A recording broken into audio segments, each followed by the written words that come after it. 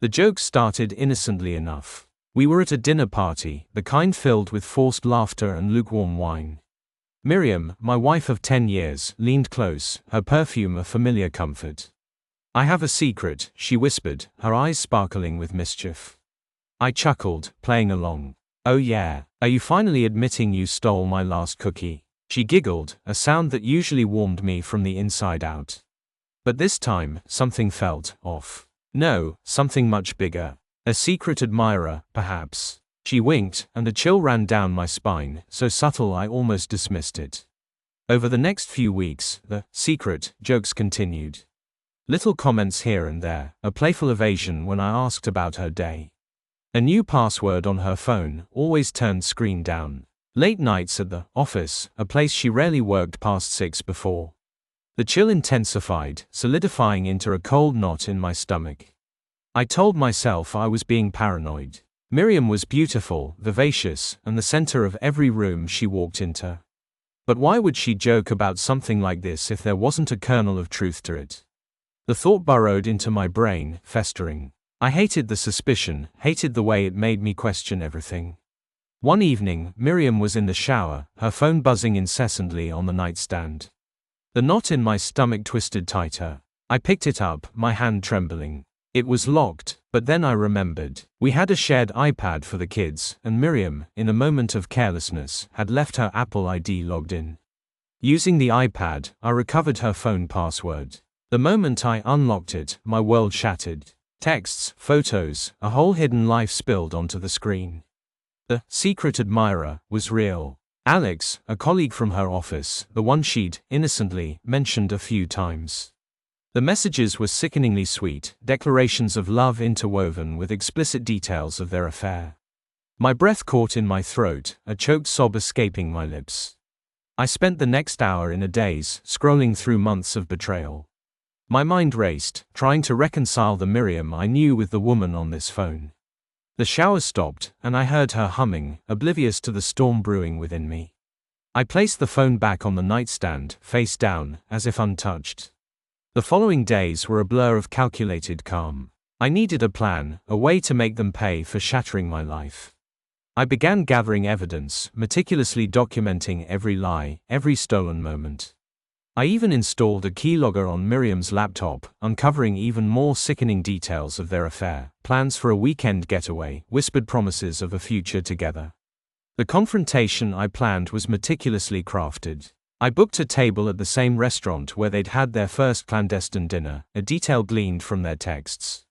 I invited Miriam, feigning a romantic anniversary dinner. Then, I made another reservation, an hour later, under Alex's name. I knew from their messages that they planned to meet there after work. The night arrived, and I watched Miriam get ready, a hollow ache in my chest. She looked stunning, radiating an excitement I knew wasn't for me.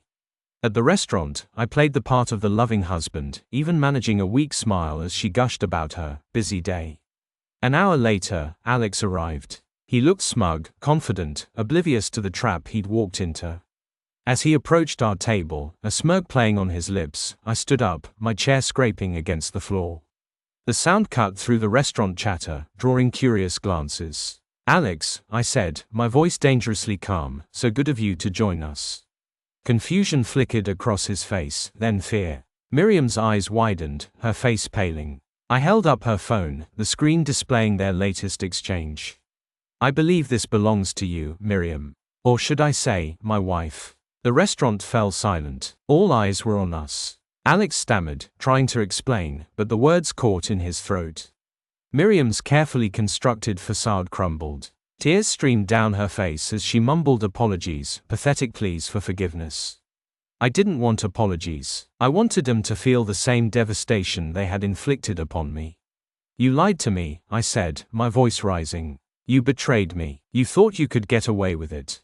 I pulled out a printout of their texts, scattering the pages across the table. "Here's your secret, Miriam. For everyone to see." The whispers started, the stares burning into them. Alex's face was ashen, his eyes darting around the room, desperate for an escape. Miriam's sobs intensified, her body shaking with shame. "And you," I turned to Alex, my voice dripping with contempt, "you knew she was married. You didn't care. You're a pathetic excuse for a man. I leaned in close, my words a venomous whisper. I hope your wife enjoys reading these. I dropped another set of printouts, these detailing their affair, directly onto his lap. The scene that followed was chaotic. Alex scrambled to gather the papers, his face a mask of horror. Miriam's cries echoed through the restaurant. The manager appeared, trying to defuse the situation, but the damage was done.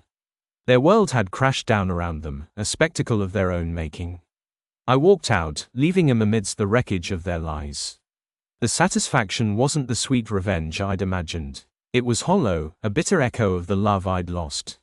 The following months were a blur of legal proceedings, the finality of divorce papers a stark reminder of what had been. There was no grand reconciliation, no dramatic forgiveness. Just the quiet unraveling of a life I thought I knew. I moved out of our house, the memories too painful to bear. I started over, slowly rebuilding my life, piece by broken piece.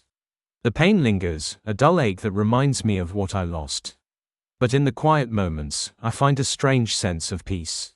I faced the betrayal, exposed the lies, and walked away with my dignity intact.